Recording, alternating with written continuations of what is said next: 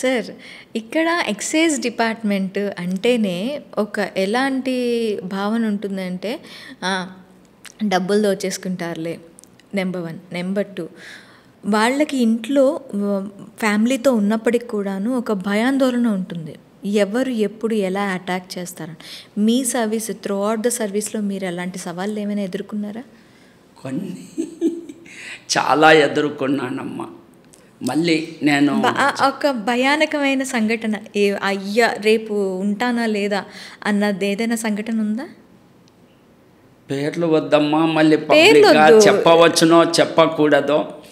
నేను మొట్టమొదట ఉద్యోగంలో చేరిన కొత్తలోనే దీన్ని గురించి పివిఆర్కే ప్రసాద్ గారికి, అప్పుడు ఇంకా యువత, డైరెక్ట్ ఫ్రమ్ కాలేజ్, మనకు ఏమంటే నీతి, నియం, న్యాయం, ధర్మం తెలిసి ఉండి కొన్ని కంప్లైంట్స్ చేస్తే ఉద్యోగంలో ఇట్లా కాదు, నువ్వు ఈ విధంగా నడుచుకోవాలా, ఈ డిపార్ట్మెంట్ ఇట్లే అని చెప్పిన పెద్దలే మరలా నువ్వే మార్గదర్శకం, నువ్వే ఎక్కడ ట్రబుల్ షూటర్ అని నేను చేసిన ప్రతి జిల్లా కూడా అమ్మ, కడప, అనంతపూర్, చిత్తూరు, విశాఖపట్నం, విజయనగరం, శ్రీకాకుళం, గుంటూరు, హైదరాబాద్, నక్సలైట్స్ ఏరియా నేను పనిచేసినదమ్మా, మెదక్, మహబూబ్ నగర్, 18 జిల్లాల్లో చేశానమ్మా.